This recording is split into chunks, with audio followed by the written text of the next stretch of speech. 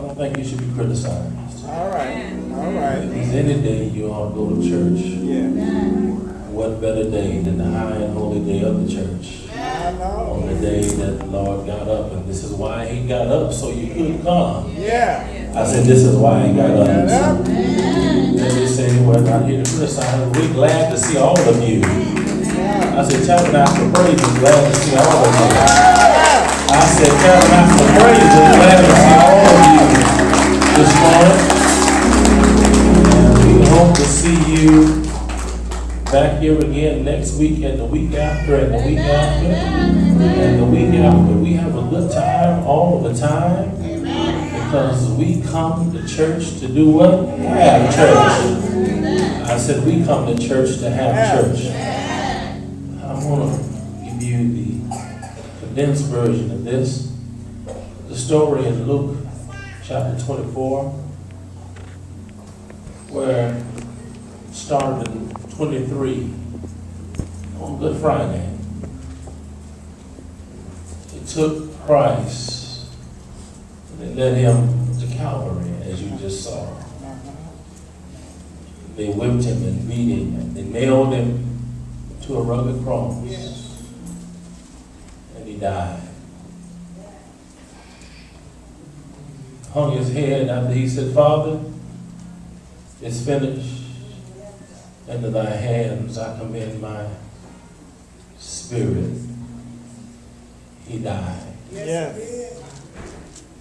He died for you and I. A man named Joseph of Arimathea begged for his body. Put him in his new tomb. That dark Friday. All hope seemed lost. Saturday was silent. Saturday night was silent.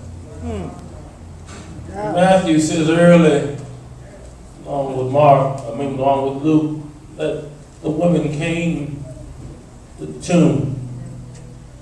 When they got there, they did not find the master. For he had risen as he said he would. Luke records that some went to investigate the tomb. They did not find him. They dispersed and went their separate ways. And there were two, he said, who were going to a village right outside of Jerusalem called Emmaus. They were on the Emmaus road. And I like to look at it as a different road today, and I like to call it the resurrection road. Because there they were walking on that Emmaus road, dejected, disheartened, disgusted, and dismayed.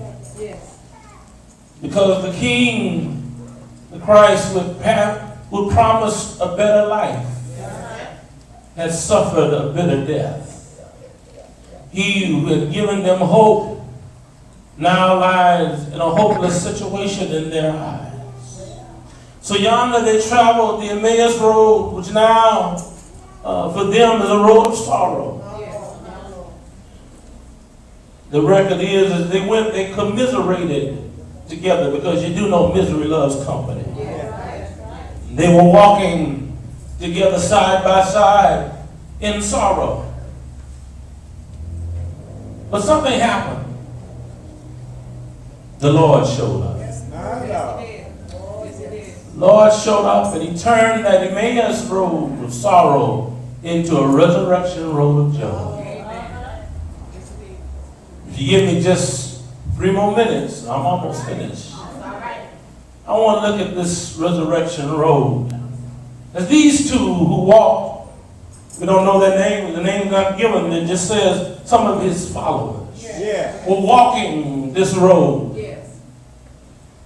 of sorrow, heartbroken, disgusted, and dejected. And let me say this, that we as his followers sometime will walk a heartbroken road.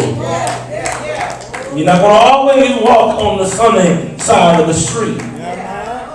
In this life, when you follow him, sometimes you're going to shed brighter tears. Along this road, sometimes your heart will ache and bleed. Yeah. Sometimes at night your pillow will be wet with tears. But you got to keep on walking down that road. Yonder they walked down the Emmaus road, broken hearted, talking among themselves about the tragedy that had taken place. But then something happened. The road turned from a Emmaus road of sorrow to a resurrection road. Because you do know whenever Jesus shows up anywhere, he knows how to turn things around. You know, he has transforming power. And if he shows up in your life, he can transform you too. I wish I had somebody. There are some here today who could not rejoice over the choir singing. They couldn't get with the program because you haven't been transformed yet. But I got news for you. Just let Jesus show up in your life. He can and will transform you. He'll give you a new attitude. He showed up, and there we find the first thing that you'll find on this resurrection road. On the resurrection road, you'll find a communing Christ. The Bible said, the story said in Luke, that they walked alone, but then all of a sudden they were joined by the Master. Even though they didn't know who he was, but the Master had joined them. And I just wanted somebody to know today that yes, you will go through your valleys of sorrow. Yes, you will go through your rough sides of the mountain to climb. You will go through your storms in life. But the good thing is on the resurrection road, it says that you don't have to go through by yourself. But you've got a Christ who will walk with you through your storm. He'll walk with you through your valley. He'll help you climb I wish I had somebody in here this morning who's been down that resurrection road and found a Christ who will show up when you need him most. Is there anybody in here who knows Jesus will show up right when you need him the most? Yeah, you'll find a community Christ. Somebody will hold your hand to dry your tears, to walk with you and tell you, my child, it'll be all right after a while. They found a community Christ on that resurrection road. And I'm here to tell you today that if you get on that resurrection road, you'll find a community Christ who will walk with you. So they walked. They walked. And all of a sudden, the stranger, they didn't know who he was, asked, what are you talking about? Why are you commiserating? Why are you miserable? And they said, look at him, are you crazy? Where have you been? Haven't you heard? What happened? What happened to who? What happened to what? What's going to you? Where have you been for the last 3-4 days? And there shows us that not only will you find a communing Christ, but you'll find a caring Christ. I wish I had somebody. He asked them not for information's sake, but he asked them because he cared about what was going on with them.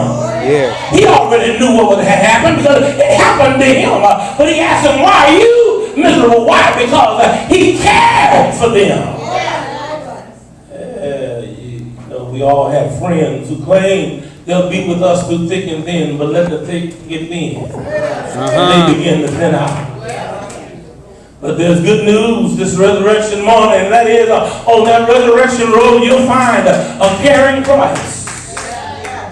Just when it seems like all hope is lost for you, when your best friend who claims to care doesn't care. When you can't find nobody who cares about your heartache, nobody who cares about your sorrow, nobody who cares about your tears, nobody who cares that you're in your storm, nobody who cares about your illness, nobody who wants to hear you vent just to get it off your chest about how bad you feel. The good news this morning is that there is a caring Christ. Songwriter said care. Someone to share. All of your sorrows like none other can do. He'll come down from the sky. Yes, he will. Yes, he will. Wipe the tears from your eye. Why? Because you are his child and he cares for you. I wish I had time to walk through all of this morning. Is there anybody in here who knows God cares for you? I said, is there anybody in here who's a living testimony that can throw their hand up and throw their voice out and say, yes, preacher, I know God cares for me. He cares so much that he gave his only begotten Son, that whosoever believeth in him should not perish but have everlasting life. The Bible says that they began to tell him, hey, look here, mister, there was this man named Jesus. We thought he was the Messiah. We had hope. Listen at the hopelessness. We had hope he was the one to deliver and redeem Jerusalem and Israel. But they took him and they whipped him and they scourged him and they put a fat crown of 72 thorns on his brow. They marched him up. And where were you when they nailed his hands and they riveted his feet and they dropped him low and they hung him high and they stretched him wide and he died. Oh, I feel all right. They said he died. And so our hopes have been dashed. Yeah. Our dreams have been deferred because we had hoped he was the deliverer. And then they took that one we had placed our hopes and dreams in. Yeah. And they laid him in a barber too. And we went this morning because some of the women said they went to the tomb and he wasn't there. Now, sure enough, when we got there, obviously somebody had stolen his body. And that's what we're talking about. Where have you been? And all of a sudden, Jesus on that resurrection road stopped being a communing Christ. He was not only a caring Christ, but he became a comforting Christ. But he looked at them and said, oh, you foolish men, have you not heard how that this should happen to him for his glory? For one man had to die for all to be saved. I wish I had a witness here. He kept on walking through the scriptures. How the scripture pointing to the death. I'm sure they found comfort in the words of the scripture. Because along about verse 35 of the text, when they got home and after he broke bread and their eyes were open and they realized they had been communing with Christ, they said to each other, did not our hearts burn within as he shared with us right from the scripture? Oh, that's why I got to leave you this morning, that Jesus' word, his scripture will comfort your heart. How can he comfort by the word? Because I heard John say, when you talk about the word, you talking about him. Because in the beginning was the word was God, and the word was with God. The same was in the beginning with God, and that's how he becomes a comforting Christ, simply by reading his word. Yes, he will. All you've got to do is read the Lord is my shepherd. Pick up your word and read the Lord is the light of my salvation. And whom shall I fear? The Lord is the strength of my life. Whom shall I be afraid? When the wicked, even my enemies and my foes, came upon me to eat of my flesh, they